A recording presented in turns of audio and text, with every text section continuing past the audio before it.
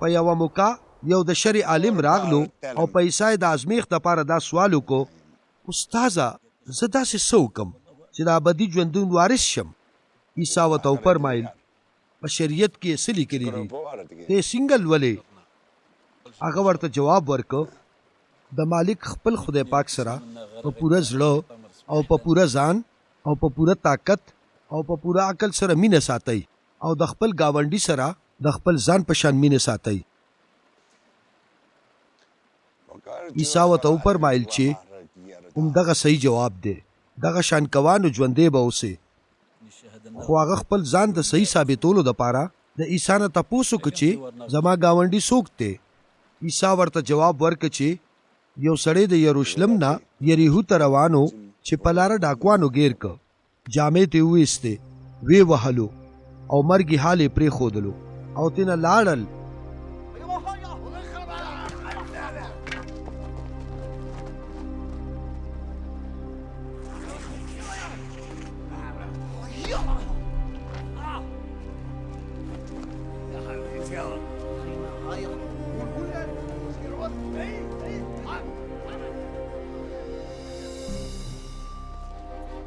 اتفاقی او امام په دغه لاره تېرېده چې هغه ولیده نو د لارې بل طرف ته واوړېده او تېنه لاړو.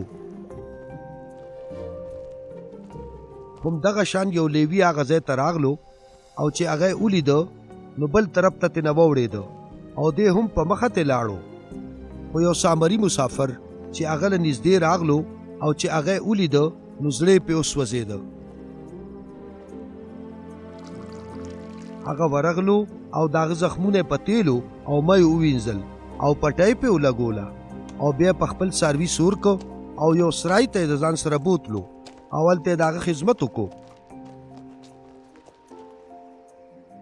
بل ورځ هغه 2 دیناره د خپل جیب نه راویستل او د سرای مالک له ورکړل او ورته وویل چې د خدمت کوه او که نوره خرچه دې پیراله نو په واپسۍ کې به یې درکم.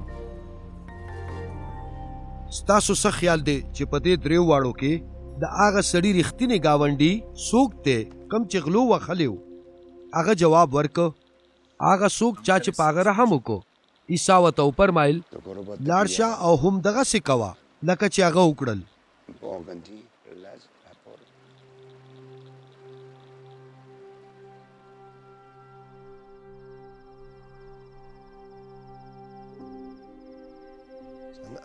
هر کله چې هغې په لاره تلل نو عیسی یو کلي ته رالو چېرته چې مرتا نومې یوې ښځې په خپل کور کې میلمه که.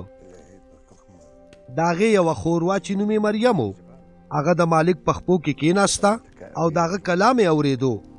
خو چې مرتا د ډېر کار په وجه پریشانه وه نو هغه ته ورغله او ورته وویل مالکه ته دا خیال نه کې چې زما خور زه خدمت ته یوازې پرېښیم، هغې ته ووایه چې راشي او زما مدد وکړي. مالک په جواب کې ورته وفرمایل مرتا ته د ډیرو څیزونو په سوچونو کې ډوبه شوې، خو د دې نه یوه خبره ضروري ده او مریم چې کومه خوښه کړې ده هغه بهتره ده او دا به د هغې نه هېڅکله وانغېستی شي.